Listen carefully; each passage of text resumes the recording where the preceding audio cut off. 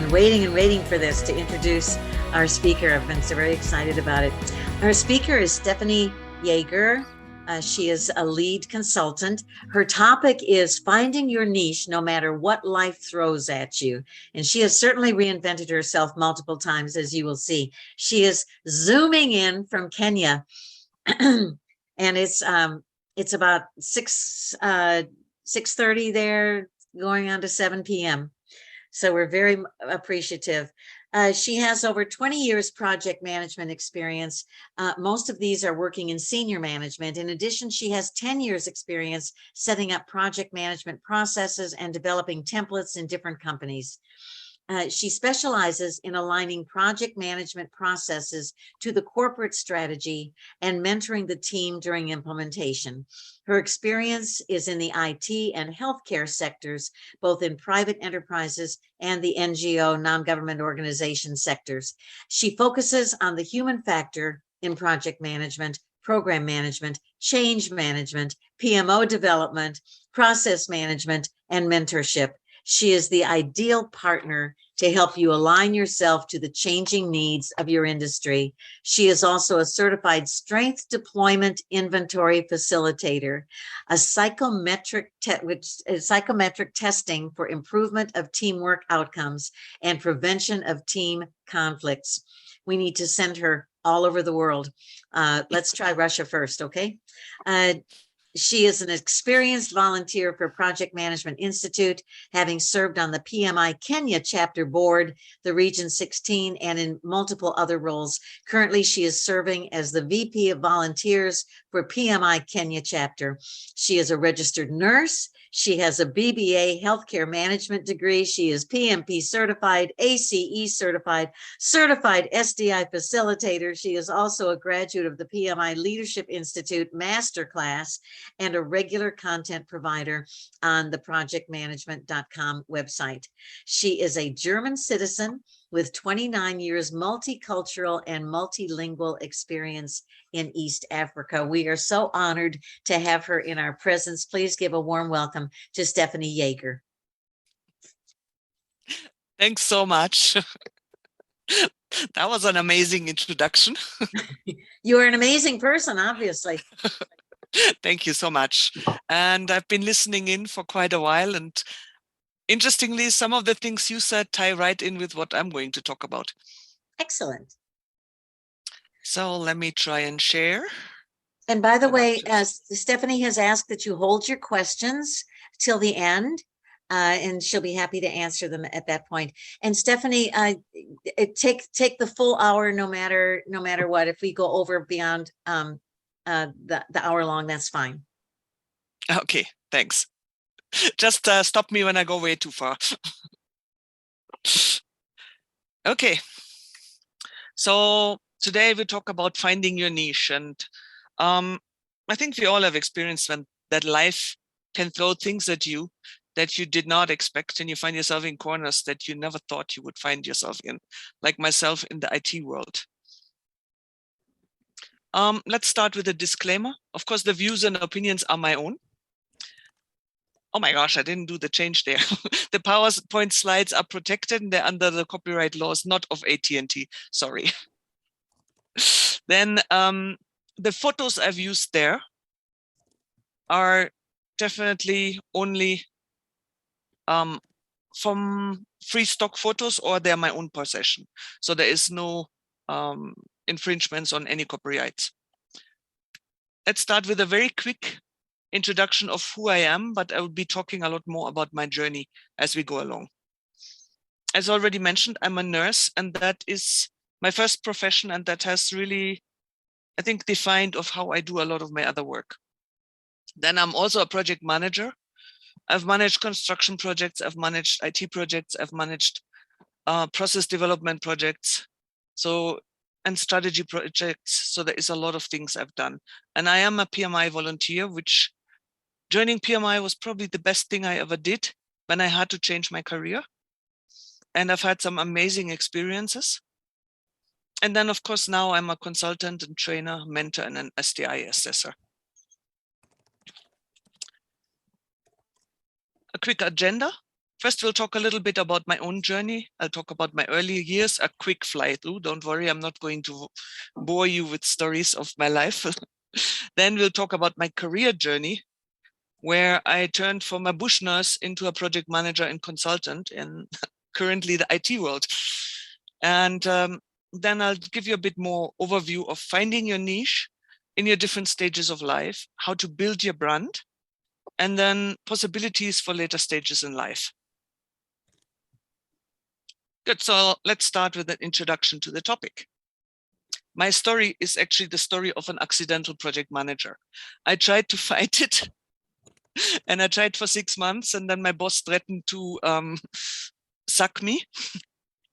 And then I finally agreed to become a project manager.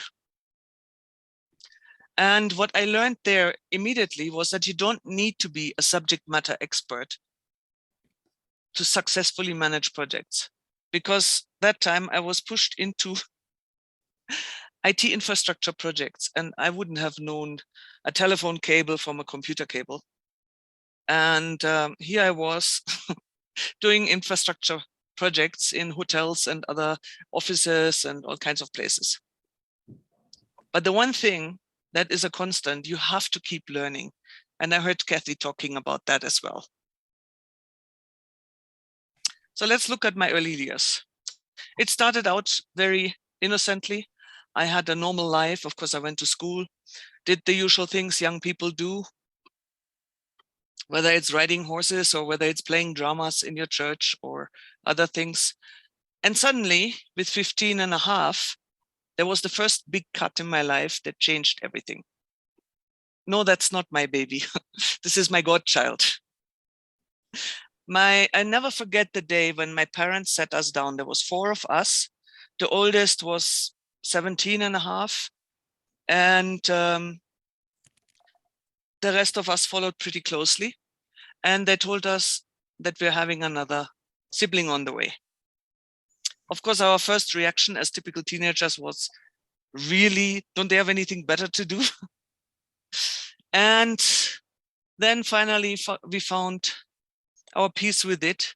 And of course, once she was born, we all loved her to bits.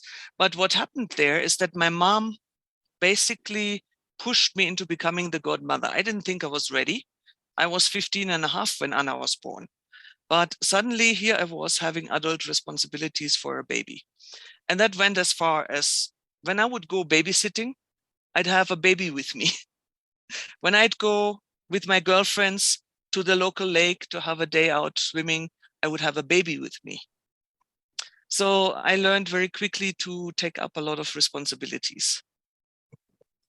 And that was the first time I had really mega changes to do in my life. But we had good fun. And even so it was traumatic in the beginning, we found our way around, and I think I learned a lot. So let's look at my professional journey. When I finished high school, I took a long time to figure out what I wanted to do, because I knew I wasn't good enough to become a doctor. You had to be a straight A student for that, and I definitely was not a straight A student. And then after a while, I figured out I should be a nurse. And I was laughing when Kathy was saying earlier that you have to write a lot of applications, because for me to find a nursing school that took me on, I wrote, I think, to 20 nursing schools. And they all told me, apply to the nursing school in your home county. Well, my home county didn't have a nursing school. And then I was finally taken on by a Christian nursing school. So here you see me somewhere in the background on the last row, the one on the left. And we had just finished our pre-training, and we're now about to go and see patients for the first time the next day. And as I did my nurse's training, I really fell in love with the profession. And I was a nurse afterwards for quite a while. But I also felt like I had a call to go into the mission field. So I started preparing systematically to come to Kenya. That's how I ended up in Kenya, with the missionaries working in the bush. And of course, before I went, we had lots of fun as nurses. This was not official duties. Yeah, we were just having fun, making fun of other people and providing first aid during a football game. And then suddenly my world changed. I had gone to America to mission training, and we had been prepared pretty well, but nothing really prepares you to moving into another country. I'm sure Busra can confirm how it was moving to America. You think you know everything about the country, and then actually showing up there, you realize it's totally different. And now you can imagine I came from Germany and ended up in the bush. We didn't even have telephone at that area when I first went there. And letters home would take, I think, 4 weeks or something like that. And suddenly I'm doing work that is totally different from what I was doing before. But I had fun and had a very good time there. Only I ended up having too many arguments with the missionaries. And that was now a big change again, because suddenly what I thought was going to be my life, being a nurse in the bush with the missionaries, came to an abrupt end, because we had to agree to change to split up, and me leaving working with those missionaries. And yeah, we did have a lot of fun up there. And working in these cultures, working in a nomadic culture, was definitely a learning process. I learned a lot. I learned to love the people. And I think it also influenced my later choices in life. And then I joined an HMO. At that time, HMOs were still allowed in Kenya. And so I ended up first being a clinical nurse, and then later I was sent to Lokichogyo, which is in the north of Kenya. It used to be the base camp for all UN operations in South Sudan. And I was running the clinic for the UN employees. And then some other major things happened in my life. And I had a very rough divorce. And that ended up also with me not getting a work permit again in Kenya. So Busra, I know all about getting sponsors and work permits and work visas. And I ended up in Tanzania. This picture here, you see me in my AAR uniform. On the left is the clinic manager. She was also a nurse. And in the middle was one of the sales agents for the HMO. And I spent a couple of months there doing something I'd never done before. Me with no IT training in anything, I was now training the nurses there how to use the IT systems, the software that we had. And I was also training them in customer care. And then I worked with a couple of other health organizations. Here you see us at the Camel Derby. Don't worry, we were not doing the medical care for the camels, but we were taking care of the riders, because African camels are a bit wilder than the ones you have in the Arab countries. So the Camel Derby is very adventurous, and people falling off, or a camel lying down and simply not moving anymore in the middle of the race is quite common. So we were providing the first aid there and had lots of fun. During that time, around that time, my life was also defined with sports. I was a marathon runner, and I was in a group of runners. Here we were in an annual relay that was happening in the Great Rift Valley, amazing running country, but also very hot and dusty. And running was basically what I defined myself with. And suddenly that came to a big stop.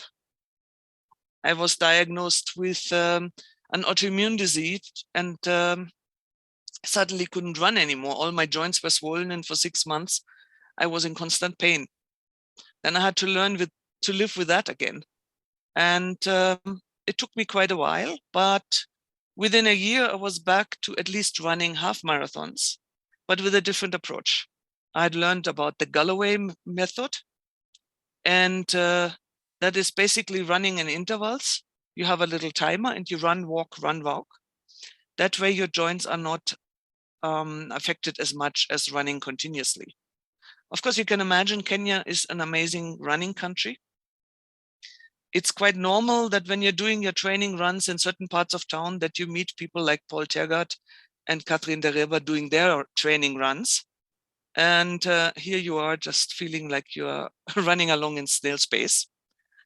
And that also was something that really affected me, not just for my identity outside of work, but of course, living with an autoimmune disease, and which in my case is rheumatoid arthritis, affects also your mobility and also your future planning. So that was something that first terrified me, but now I'm quite happy with what I'm doing and how I changed things around. Good, let's look at the professional side of things. Meanwhile, I had worked in other medical organizations. I'll show you the more detailed timeline in a little bit. And then I didn't find a job. I couldn't find a job in any medical organization anymore.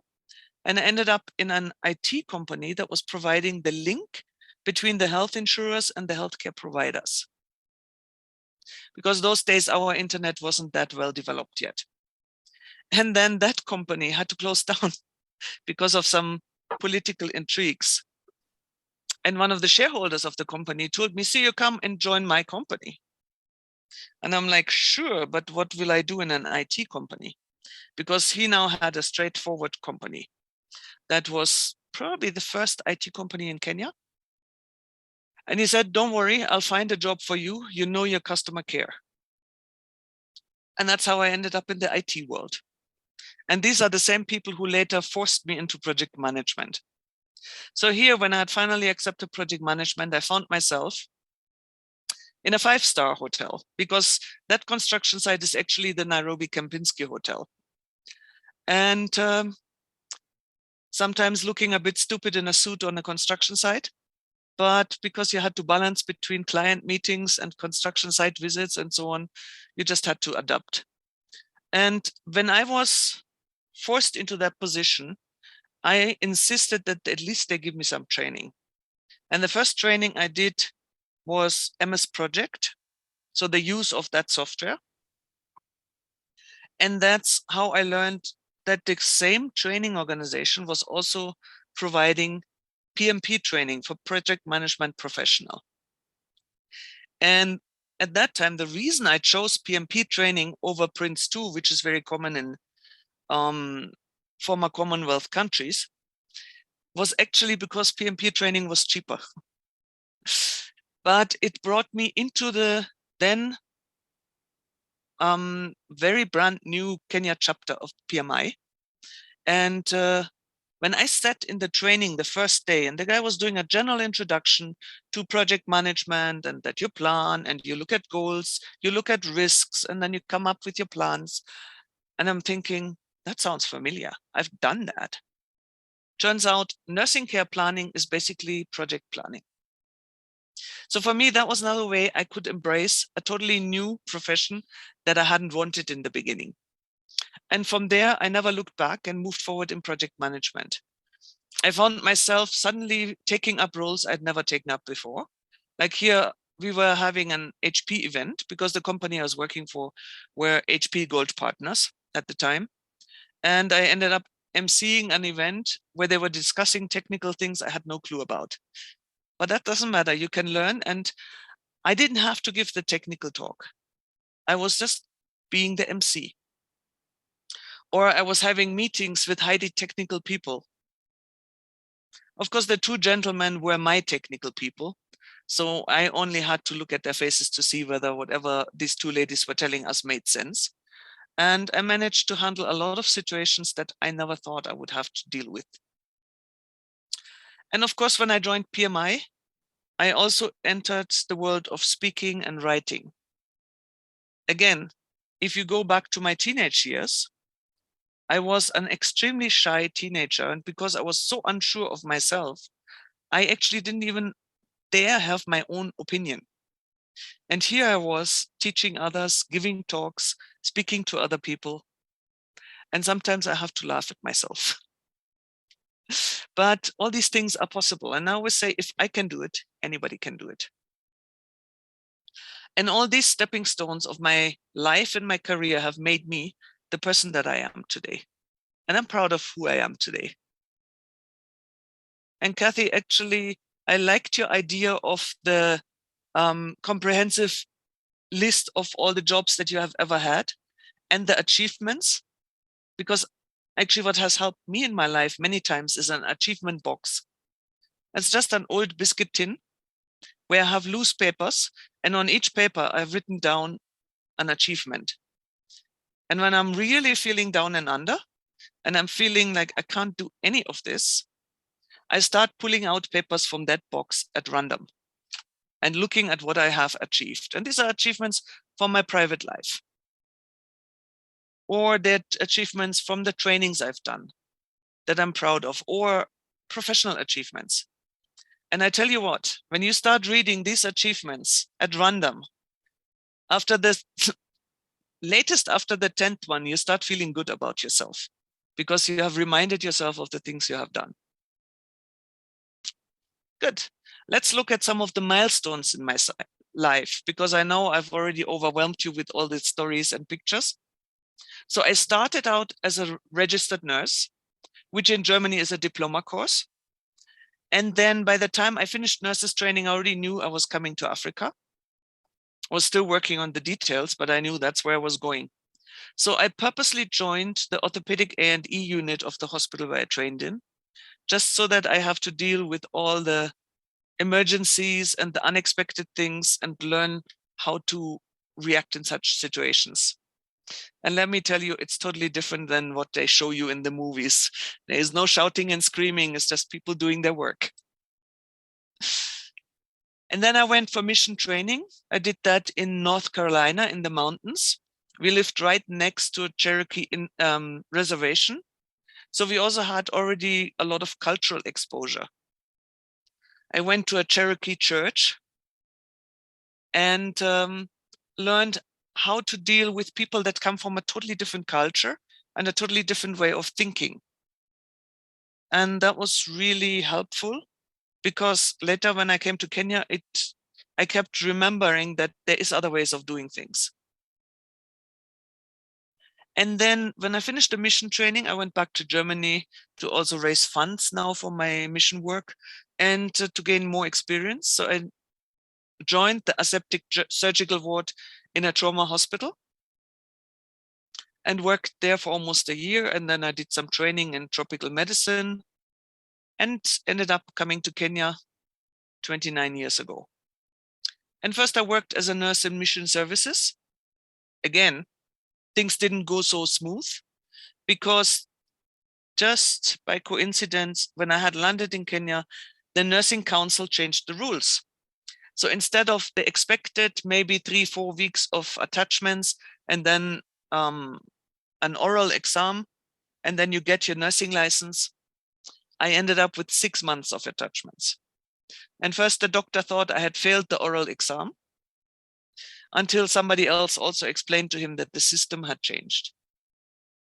So here I was, ready to go and work in northern Kenya, and I was stuck in Nairobi, having to work in the Nairobi City Council, in the Kenyatta Hospital, which those days was cockroach city. I've never seen so many cockroaches in one place.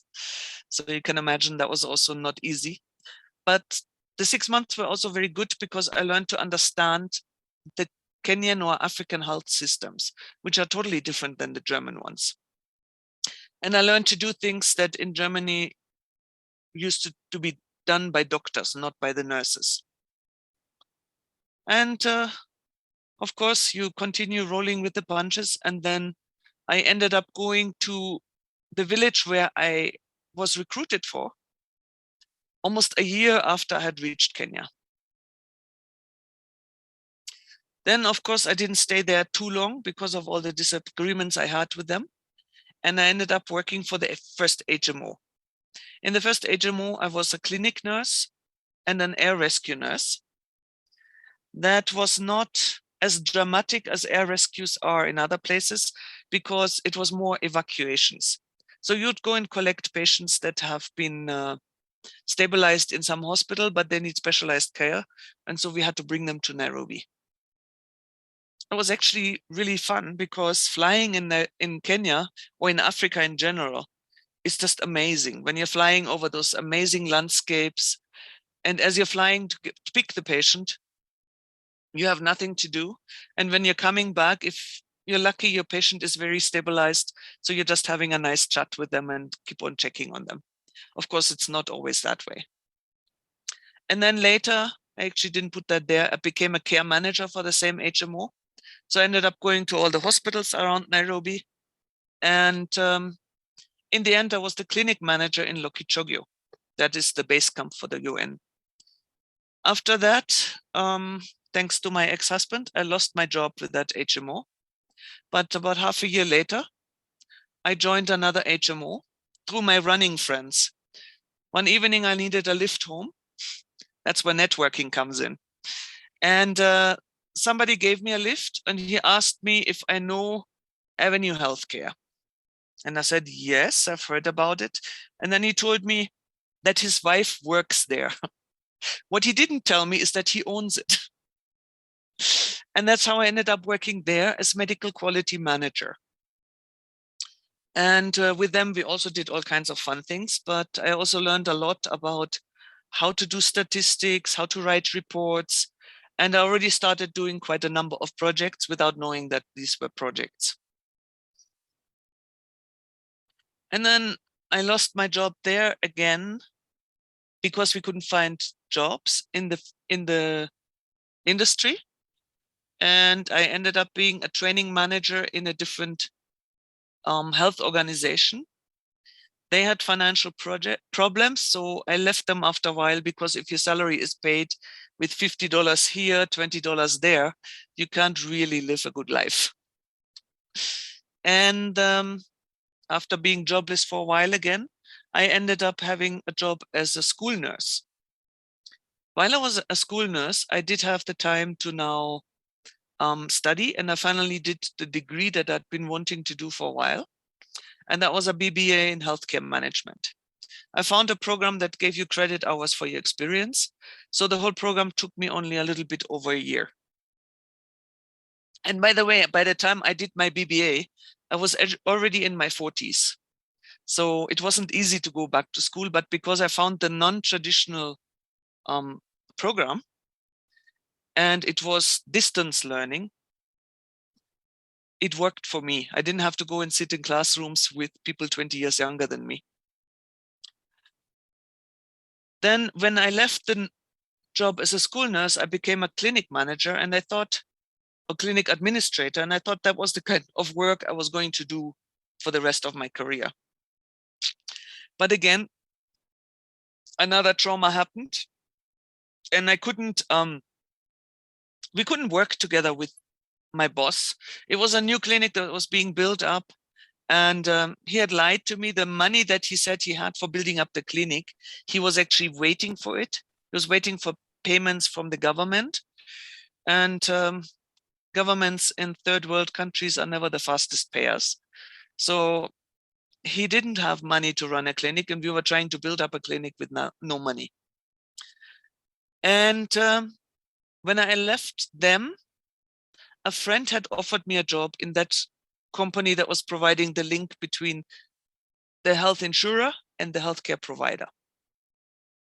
So I became a business process coordinator with them and found myself in the IT world. But because it was still medical, I enjoyed doing what I was doing.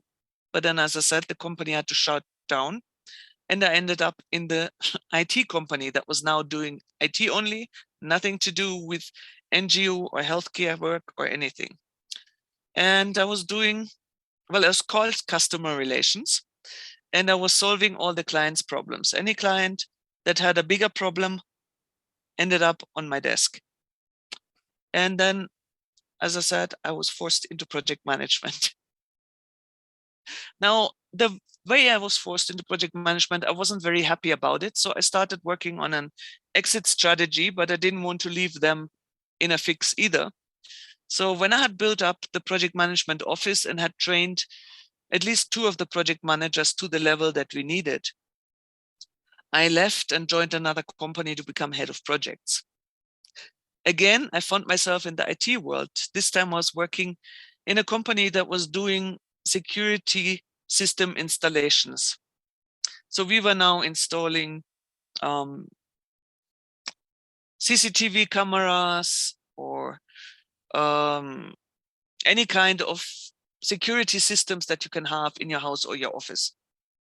But as head of projects, I was doing more of the setting up of processes and developing templates and all kinds of other things. And then we actually realized we developed a gating system where a project has to go through certain stage gates to be allowed to continue, so that we would be able to avoid projects being finished without them being finished, where clients are signed off and yet the project isn't really finished. And that's where I built up the project compliance unit, because if you have a gating system, then you need a compliance unit.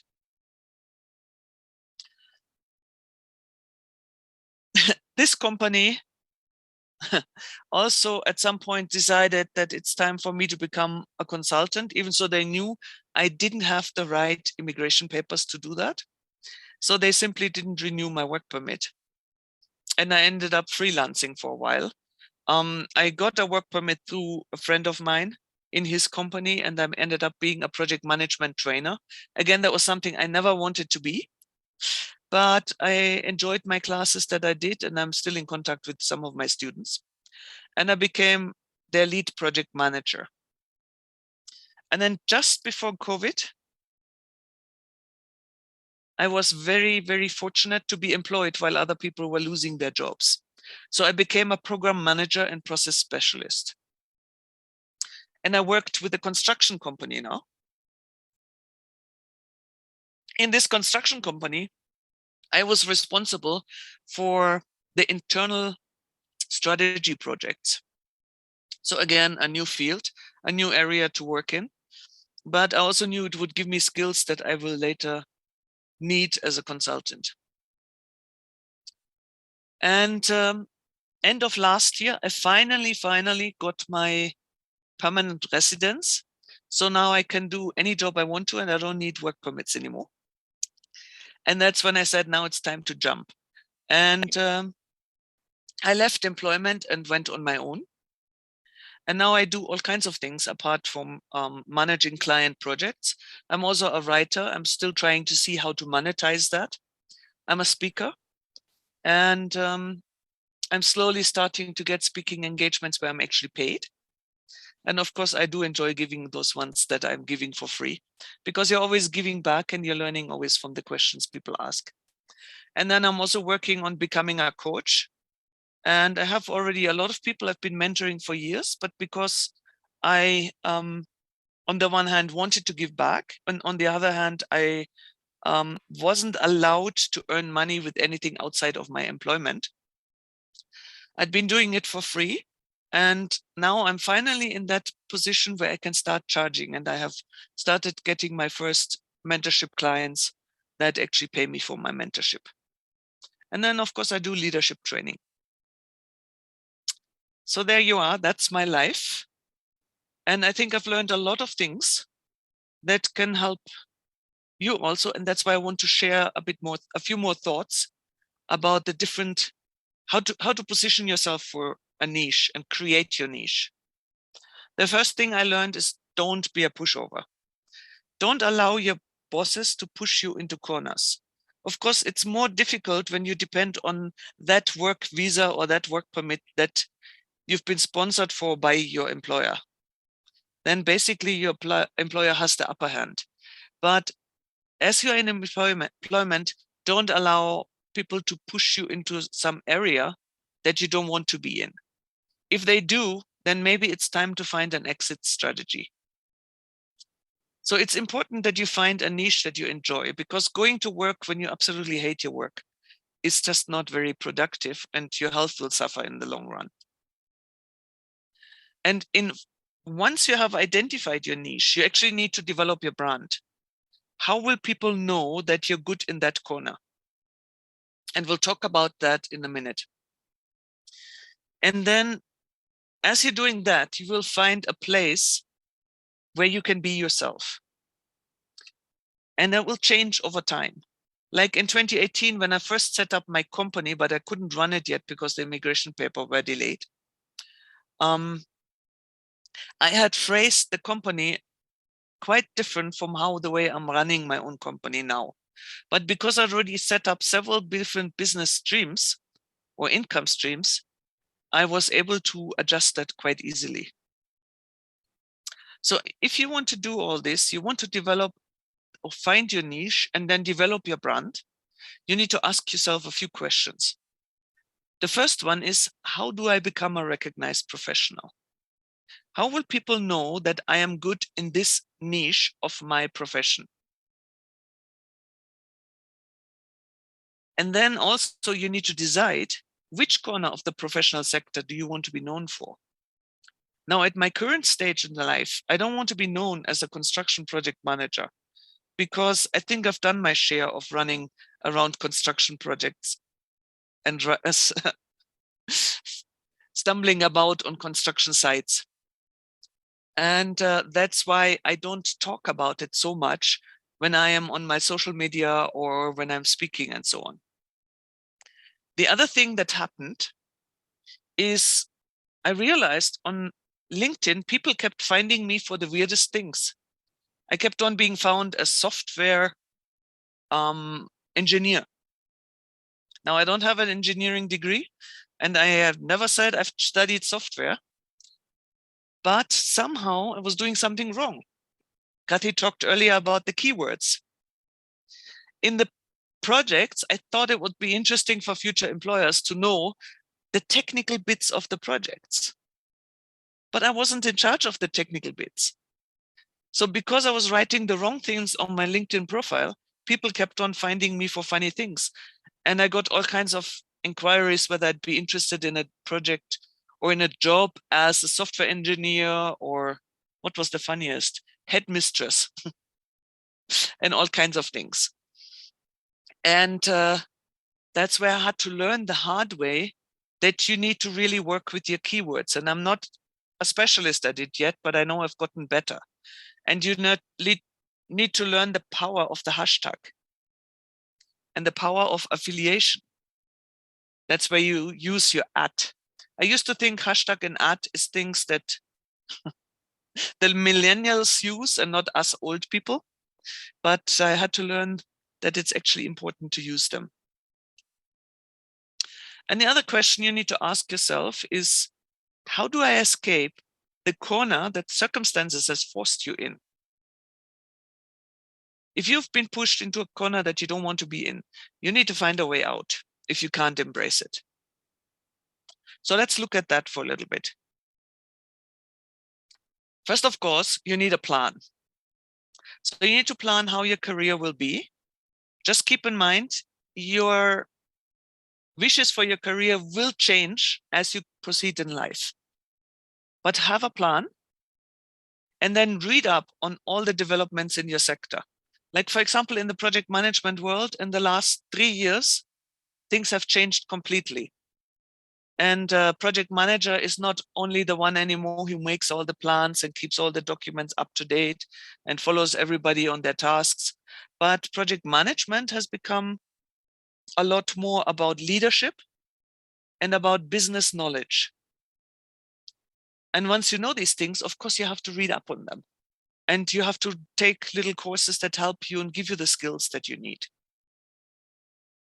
Now, finding your niche, it was difficult for me to do that in general. That's why I'm talking from the perspective of a project manager. But I think that can also give you ideas how you can do research in your specific profession. What kind of paths can be there? So, for example, if you're a project manager, you can just be a normal employed project manager. But you can also be a part-time project manager, which means you have a normal job as well. And part of your hours goes to project management, part of our hours to your normal profession. You could be a small works project manager. That means you have probably between 6 and 10 projects you're running in parallel, but they're all short projects and they don't need too much of your time. Then you can be a major works project manager. Those are the projects that will take you months, if not years, to finish. Very often, even you can be employed for one specific project to run with it. Then you can also be an internal change project manager. because companies are constantly changing. There is the new IT developments. There is other requirements that companies have to introduce and deal with. So there is constantly internal change. And there's specific courses you can do for that if you want to position yourself for that. Of course, you can also just in quotes, proceed and become a senior project manager and maybe run the project management office. That would be the normal career progression as most people see it within project management. But as you can see already with the things I mentioned, there's certain niches you can position yourself in where you can also proceed. Or you can become a program or portfolio manager. And then, of course, you can become an independent project manager who's freelancing, who takes up contracts.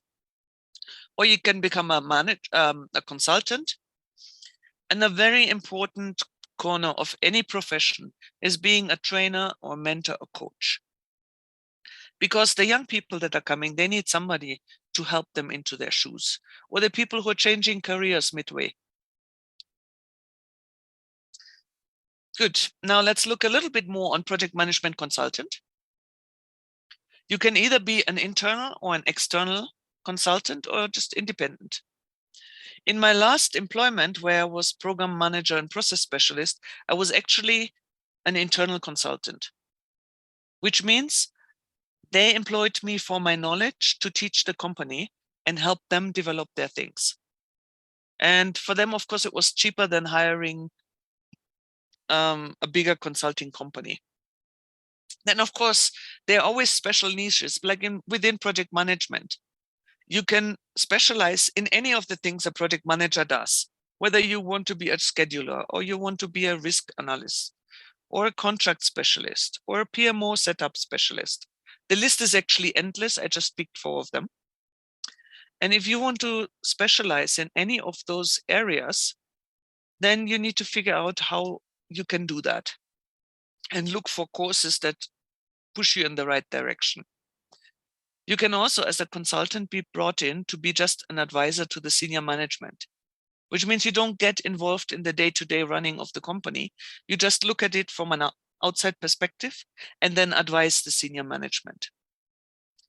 Of course, you can also consult as a program or portfolio specialist, or as a specialist who sets up project compliance offices. And if you have a bigger company, you can also be somebody who provides resources. So you can build up a team of people that then can be outsourced to clients. So for example, you can have your scheduling specialist, or you can have your risk analysis specialist, or your contract specialist that is on your payroll and you hire them out to clients. So these are just some of the things that you can do as a consultant.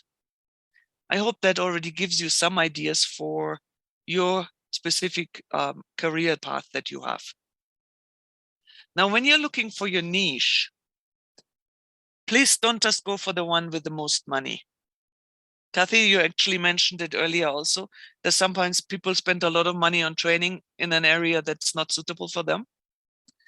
And I actually have a colleague. She was a Microsoft engineer and became a project manager.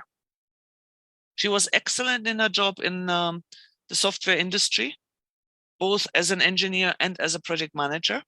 But she had her eyes set on bigger things. She wanted to be in mega construction. So she actually managed to get a scholarship and did some training in mega construction management with some certificate. And later she came and joined me in the company where I was working, and was now suddenly handling construction projects where we were subcontractors who were doing the security installations. And she was okay with the smaller ones, or with the ones where we're just dealing with the client and it's not really a construction, it's just an installation. But very soon it turned out that she really had a hard time with the atmosphere on construction projects. Construction sites are a man's world. Doesn't matter how many women are there. And in our environment, the majority of the people is still men, and it's a rough environment. The language used is not exactly polite. And there is still a lot of blame game, and shouting and screaming at people. And she found that she couldn't handle it. So she actually resigned from being a project manager and went to stay at home and started baking cakes. But then we sat down with her also and talked with her, and she realized it's just that niche of construction project management that is not hers. Since then, she has become an independent project manager, and she's been doing projects again in the software world, which is her home, and she's happy there. So that was for her an excursion. That was a learning process that she felt like she could have done without that. So look, as you're looking for a niche, look for a niche that you're comfortable in, one that fits you. Of course, there is women that don't have a problem with that rough atmosphere in a construction site. I don't specifically like it, but I could take it easier because of the environments I had worked in before. And one of the reasons I don't want to be known as a construction project manager is because I also don't want to constantly go into that atmosphere. So you need to find a place that fits you and that you're happy in. Then, of course, I think you've seen that from my life. You realize that your niche may not be your permanent place. It's the right place for you now, but you have to keep assessing. Your preferences will definitely change with age because you don't have that energy anymore. There are certain things you don't want to deal with it anymore. Plus, of course, you have to prepare yourself for the time when you reach the so-called retirement age. And of course, your priorities change. And then again, markets change. I mean, when is the last time you have seen a traditional secretary in a modern company? That was a very safe profession in the 70s and 80s. If you were a secretary, you were somebody. You always found a job. Nowadays, unless you have reinvented yourself, you will not find a job. And as I said, you have to think of your retirement. As you age, people don't want to employ you because you may be too expensive, because you've reached a certain level. But also, people want to have young and active people. So they want to employ the 35-year-old that has 40 years of job experience. So, of course, once you're in your 50s like I am, it is difficult to find jobs. And you need to think of a plan B. But don't wait until you reach your 50s. You need to start preparing for it. And I'll talk a little bit about that. And with all that, of course, as Kathy said, you shouldn't be alone. You need a mentor. All of us need one. Even those of us who are mentoring others, we still need a mentor. And then you need to build your brand.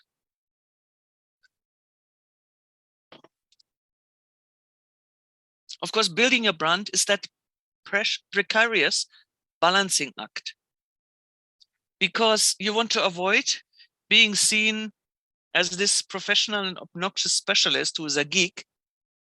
You want to be seen as the professional in that corner where you want to be. So you really have to think about what you need to do. Excuse me.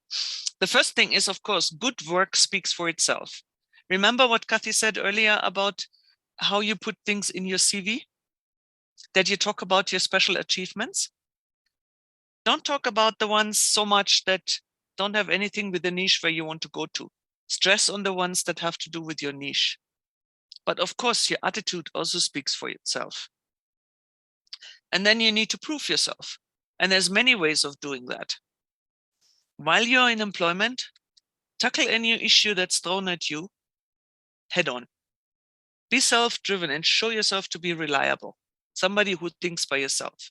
So like if there's an issue, by the time you talk to your superior, have a solution in your mind.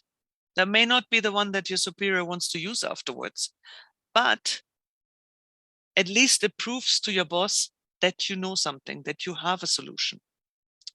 And people will always remember you for that.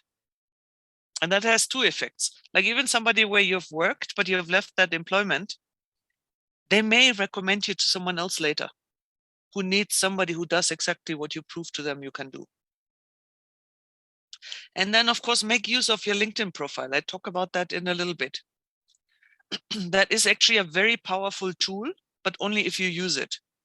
It's kind of like if you have a hammer in your house, the hammer will only help you when you get it out of that toolbox and start using it. If it's in that toolbox, it doesn't help you a whole lot.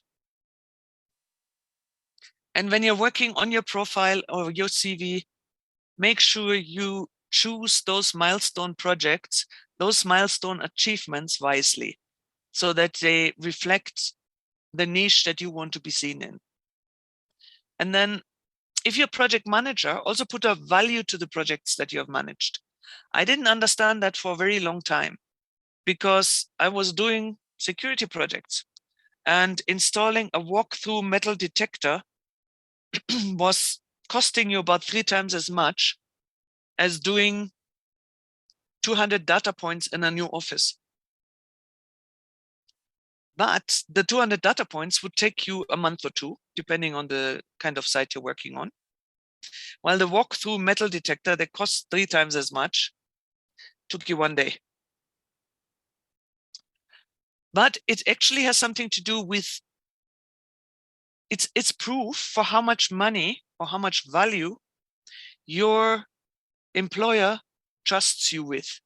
So like if you have done that $1 million project, doesn't matter how long it took, it means your employer trusted you with that kind of money.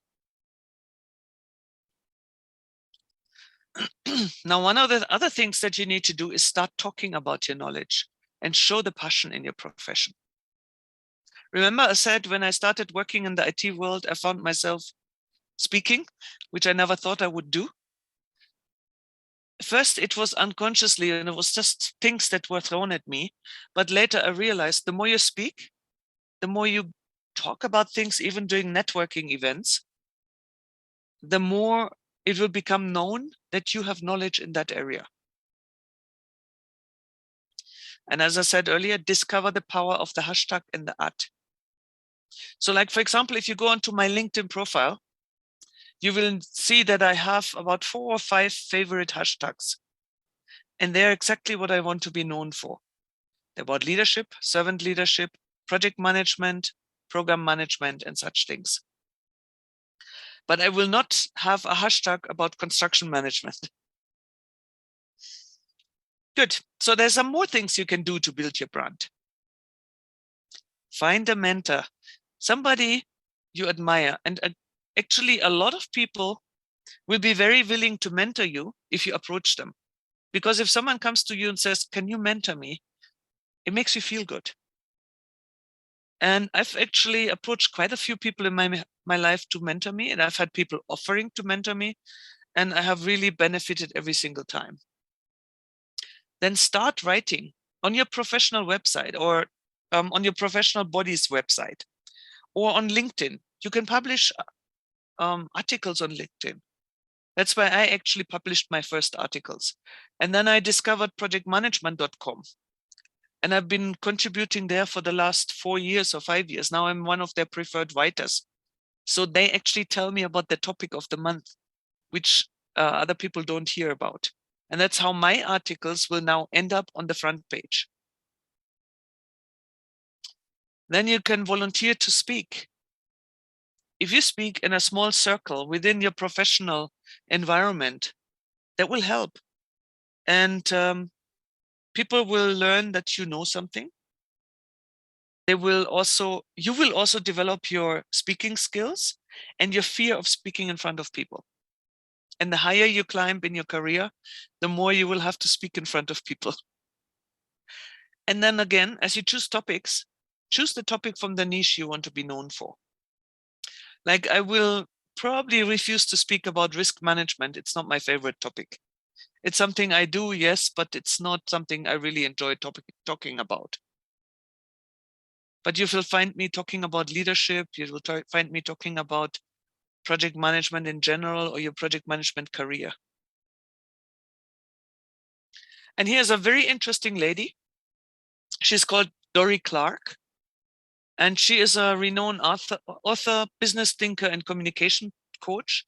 And I have learned a lot from her newsletters and from her books. So in the year 2020, she wrote in her newsletter under the title, How to Become a Sought After Expert, about a lot of the things that both Kathy and I have already mentioned. And you can use that very much for your LinkedIn profile. First of all, you need to create content so that you appear higher in the search. You don't appear on page 4,354, because then nobody will ever find you. But the more you're active, the higher you go in the ranks. So for example, simple ways are either you put down your opinion, you can write a whole article, but you can start small. Forward something, you find some article that you find really interesting, forward it, and then put a short comment and a hashtag. And with that, you have already catapulted yourself much higher. And if you put an at now, then a miracle will happen, because whenever you post, only the people who know you can see you. But if you put at, then everybody who reads and follows that person or that company can see what you've written.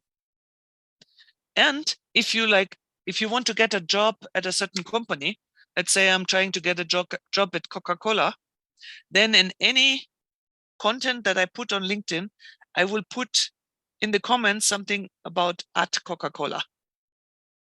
And that way, when their recruiters look for my LinkedIn profile, they'll find me much easier. Then, of course, you need to develop your social proof. That's the keywords that Kathy already mentioned. You can do your articles, your comments. You can affiliate yourself. Like for myself, one of the hashtags and the ads that I also use a lot is the Project Management Institute, because I want to be affiliated with this. And as mentioned many times, the power of hashtag and ad. And then you also need to build your network. Now here in Kenya, it's very common that somebody goes to a networking event and comes and shakes your hands and says, "Hi, my name is Stephanie. I'm looking for a job." Now that's not networking, that's putting people off.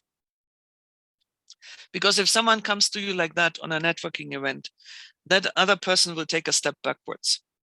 Again, Dory Clark has a very interesting book that she published last year, which is called The Long Game. And she talks in detail about how to network. And her tip is actually, as you're networking with people, you're building the relationship. And the relationship is not so much about the professional things. It's about you and the other person. So you need to find something that connects you, whether it is the connection that you share a love for baking cakes or a love for climbing mountains, or you support the same football team. Once you build this personal connection and this relationship, now you can start introducing professional things. So her tip is actually that as you're building your network, in the first 1 year of knowing a new person, you don't talk about doing business together. And that really is a long game. When I read that, it really took me aback. But then she explains it very detailed. Now, here's also a few skills that we really need to work on. First one is the relationship intelligence, the emotional intelligence. Yeah, the two of them are slightly different, but to me, relationship intelligence is a step higher than emotional intelligence. You need to understand the other person, where they're at. Even when you're leading a team, what's happening in your team member's life? Why is this one not performing today?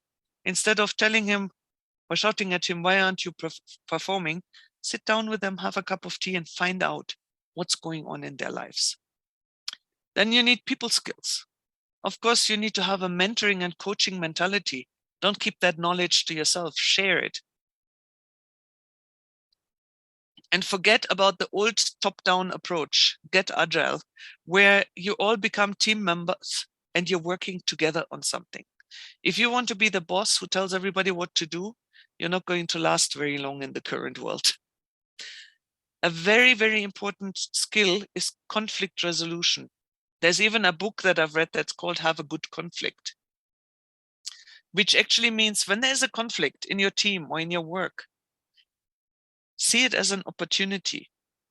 So for example, in a project, if I have two engineers fighting about what is the right approach, I try to sit them down and let them discuss it reasonably. Because probably they both have a point. Now, if I'm the one who wants to do top down, I'll tell them, okay, we're doing this. But you're missing an opportunity here.